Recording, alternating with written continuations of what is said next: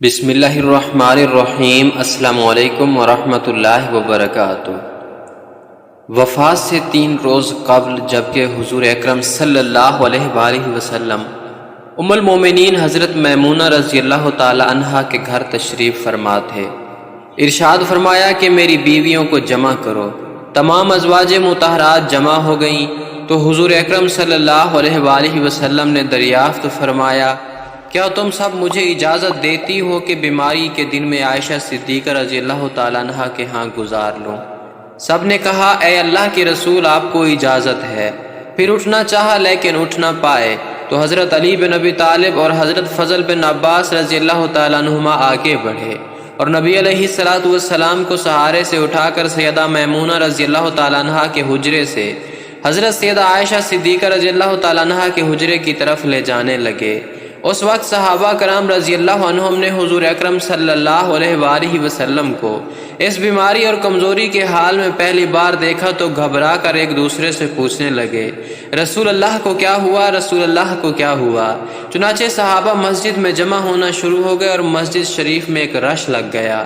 حضرت صلی اللہ علیہ وآلہ وسلم کا پسینہ شدت سے بہہ رہا تھا۔ حضرت عائشہ صدیقہ رضی اللہ تعالیٰ عنہا فرماتی ہیں کہ میں نے اپنی زندگی میں کسی کا اتنا پسینہ بہتے نہیں دیکھا، اور فرماتی ہیں میں رسول اللہ صلی اللہ علیہ وآلہ وسلم کے دست مبارک کو پکڑتی اور اسی کو چہرہ اقدس پر پھیرتی، کیونکہ نبی علیہ السلام کا ہاتھ میرے ہاتھ سے کہیں زیادہ محترم اور پاکیزہ تھا۔ مزید فرماتی ہیں کہ حبیب خدا سے بس یہی ورد سنائی دے رہا تھا کہ لا الہ الا اللہ، بے شک موت کی بھی اپنی سختیاں ہیں۔ اسی اثناء میں مسجد کے اندر حضرت صلی اللہ علیہ وآلہ وسلم کے بارے میں خوف کی وجہ سے لوگوں کا شور بڑھنے لگا۔ نبی علیہ السلام نے دریافت فرمایا، یہ کیسی آوازیں ہیں؟ عرض کیا گیا، اے اللہ کے رسول صلی اللہ علیہ وآلہ وسلم، یہ لوگ آپ کی حالت سے خوف زدہ ہیں۔ ارشاد فرمایا کہ مجھے ان کے پاس لے چلو۔ پھر اٹھنے کا ارادہ فرمایا لیکن اٹھ نہ سکے تو آپ علیہ السلام پر 7 مشکیزیں پانی کے بہائے گئے۔ تب کہیں جا کر کچھ افاقہ ہوا تو سہارے سے اٹھا کر ممبر پر لایا گیا۔ رسول اللہ صلی اللہ علیہ وآلہ وسلم کا یہ آخری خطبہ تھا اور آپ علیہ السلام کے آخری کلمات تھے۔ فرمایا، اے لوگو، شاید تمہیں میری موت کا خوف ہے؟ سب نے کہا، جی ہاں اے اللہ کے رسول۔ ارشاد فرمایا، اے لوگو، تم سے میری ملاقات کی جگہ دنیا نہیں، تم سے میری ملاقات کی جگہ حوض کوثر ہے۔ خدا کی قسم، گویا کہ میں یہیں سے اسے یعنی حوض کوثر کو دیکھ رہا ہوں۔ اے لوگو، مجھے تم پر تنگ دستی کا خوف نہیں بلکہ مجھے تم پر دنیا کی فراوانی کا خوف ہے کہ تم اس کے معاملے میں ایک دوسرے سے مقابلے میں لگ جاؤ، جیسا کہ تم سے پہلے پچھلی امتوں والے لگ گئے، اور یہ دنیا تمہیں بھی ہلاک کر دے جیسا کہ انہیں ہلاک کر دیا۔ پھر مزید ارشاد فرمایا، اے لوگو، نماز کے معاملے میں اللہ سے ڈرو، اللہ سے ڈرو، نماز کے معاملے میں اللہ سے ڈرو، اللہ سے ڈرو، یعنی عہد کرو کہ نماز کی پابندی کرو گے اور یہی بات بار بار دہراتے رہے۔ پھر فرمایا، اے لوگو، عورتوں کے معاملے میں اللہ سے ڈرو، عورتوں کے معاملے میں اللہ سے ڈرو، میں تمہیں عورتوں سے نیک سلوک کی وصیت کرتا ہوں۔ مزید فرمایا، اے لوگو، ایک بندے کو اللہ نے اختیار دیا کہ دنیا کو چن لے یا اسے چن لے جو اللہ کے پاس ہے، تو اس نے اسے پسند کیا جو اللہ کے پاس ہے۔ اس جملے سے حضور صلی اللہ علیہ وآلہ وسلم کا مقصد کوئی نہ سمجھا، حالانکہ ان کی اپنی ذات مراد تھی، جبکہ حضرت ابوبکر صدیق رضی اللہ تعالیٰ عنہ وہ تنہا شخص تھے جو اس جملے کو سمجھے اور زاروں قطار رونے لگے اور بلند آواز سے گریہ کرتے ہوئے اٹھ کھڑے ہوئے اور نبی علیہ السلام کی بات قطع کر کے پکارنے لگے، ہمارے باپ دادا آپ پر قربان، ہماری مائیں آپ پر قربان، ہمارے بچے آپ پر قربان، ہمارے مال و دولت آپ پر قربان۔ روتے جاتے ہیں اور یہی الفاظ کہتے جاتے ہیں۔ صحابہ کرام رضی اللہ تعالیٰ عنہم ناگواری سے حضرت ابوبکر صدیق رضی اللہ تعالیٰ عنہ کی طرف دیکھنے لگے کہ انہوں نے نبی علیہ السلام کی بات کیسے قطع کر دی۔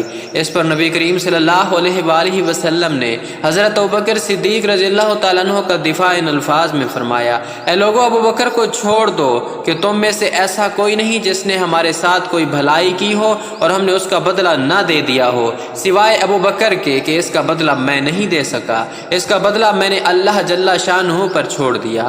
مسجد نبوی میں کھلنے والے تمام دروازے بند کر دیے جائیں سوائے ابوبکر کے دروازے کے جو کبھی بند نہ ہوگا۔ آخر میں اپنی وفات سے قبل مسلمانوں کے لیے آخری دعا کے طور پر ارشاد فرمایا، اللہ تمہیں ٹھکانہ دے، تمہاری حفاظت کرے، تمہاری مدد کرے، تمہاری تائید کرے۔ اور آخری بات جو ممبر سے اترنے سے پہلے امت کو مخاطب کر کے ارشاد فرمائی وہ یہ ہے کہ اے لوگوں، قیامت تک آنے والے میرے ہر ایک امتی کو میرا سلام پہنچا دینا۔ پھر حضرت صلی اللہ علیہ وآلہ وسلم کو دوبارہ سہارے سے اٹھا کر گھر لے جایا گیا۔ اسی اثناء میں حضرت عبد الرحمن بن ابی بکر رضی اللہ عنہ خدمت اقدس میں حاضر ہوئے اور ان کے ہاتھ میں مسواک تھی۔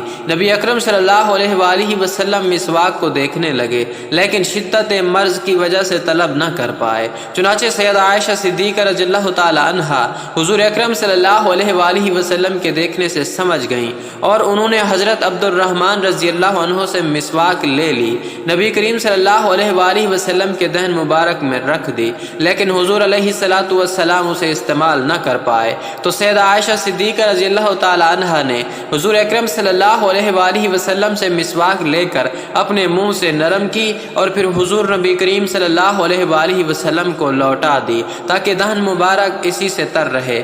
فرماتی ہیں آخری چیز جو نبی کریم صلی اللہ علیہ وآلہ وسلم کے پیٹ میں گئی وہ میرا لعاب تھا، اور یہ اللہ تبارک و تعالیٰ کا مجھ پر فضل ہی تھا کہ اس نے وصال سے قبل میرا اور نبی کریم صلی اللہ علیہ وآلہ وسلم کا لعاب دہن یکجا کر دیا۔ ام المومنین حضرت عائشہ صدیقہ رضی اللہ تعالیٰ عنہ مزید ارشاد فرماتی ہیں پھر آپ صلی اللہ علیہ وآلہ وسلم کی بیٹی حضرت فاطمہ الزہرا رضی اللہ تعالیٰ عنہ تشریف لائیں اور آتے ہی رو پڑی کہ نبی کریم صلی اللہ علیہ وآلہ وسلم اٹھ نہ سکے، کیونکہ نبی کریم صلی اللہ علیہ وآلہ وسلم کا معمول تھا کہ جب بھی فاطمہ رضی اللہ تعالیٰ عنہ تشریف لاتی حضور اکرم صلی اللہ علیہ وآلہ وسلم ان کے ماتھے پر بوسہ دیتے تھے۔ حضور صلی اللہ علیہ وآلہ وسلم نے فرمایا اے فاطمہ قریب آ جاؤ۔ پھر حضور صلی اللہ علیہ وآلہ وسلم نے ان کے کان میں کوئی بات کہی تو حضرت فاطمہ اور زیادہ رونے لگی۔ انہیں اس طرح روتا دیکھ کر حضور صلی اللہ علیہ وآلہ وسلم نے پھر فرمایا اے فاطمہ قریب آؤ۔ دوبارہ ان کے کان میں کوئی بات ارشاد فرمائی تو وہ خوش ہونے لگی۔ حضور اکرم صلی اللہ علیہ وآلہ وسلم کے وصال کے بعد میں نے سیدہ فاطمہ الزہرا رضی اللہ تعالیٰ عنہ سے پوچھا تھا کہ وہ کیا بات تھی جس پر روئیں اور پھر خوشی کا اظہار کیا۔ سیدہ فاطمہ الزہرا رضی اللہ تعالیٰ عنہ کہنے لگی کہ پہلی بار جب میں قریب ہوئی تو فرمایا فاطمہ میں آج رات اس دنیا سے سفر کرنے والا ہوں، جس پر میں رو دی۔ جب انہوں نے مجھے بے تحاشا روتے دیکھا تو فرمانے لگے فاطمہ میرے اہل خانہ میں سب سے پہلے تم مجھ سے آ ملو گی، جس پر میں خوش ہو گئی۔ اور سیدہ عائشہ صدیقہ رضی اللہ تعالیٰ عنہ فرماتی ہیں پھر حضرت صلی اللہ علیہ وآلہ وسلم نے سب کو گھر سے باہر جانے کا حکم دے کر مجھے فرمایا عائشہ میرے قریب آ جاؤ۔ حضرت صلی اللہ علیہ وآلہ وسلم نے اپنی زوجہ مطہرہ کے سینے پر ٹیک لگائی اور ہاتھ آسمان کی طرف بلند کر کے فرمانے لگے مجھے وہ اعلیٰ و عمدہ رفاقت پسند ہے، میں اللہ کی، انبیاء کی، صدیقین، شہداء اور صالحین کی رفاقت کو اختیار کرتا ہوں۔ سیدہ عائشہ صدیقہ رضی اللہ تعالیٰ عنہ فرماتی ہیں کہ میں سمجھ گئی کہ انہوں نے آخرت کو چن لیا۔ جبریل علیہ السلام خدمت اقدس میں حاضر ہو کر گویا ہوئے یا رسول اللہ ملک الموت دروازے پر کھڑے شرف باریابی چاہتے ہیں۔ آپ سے پہلے انہوں نے کسی سے اجازت نہیں مانگی۔ آپ علیہ السلام نے فرمایا جبریل اسے آنے دو۔ ملک الموت نبی کریم صلی اللہ علیہ وآلہ وسلم کے گھر میں داخل ہوئے اور کہا السلام علیکہ یا رسول اللہ، مجھے اللہ نے آپ کی چاہت جاننے کے لیے بھیجا ہے کہ آپ دنیا میں ہی رہنا چاہتے ہیں یا اللہ سبحانہ و تعالیٰ کے پاس جانا پسند کرتے ہیں؟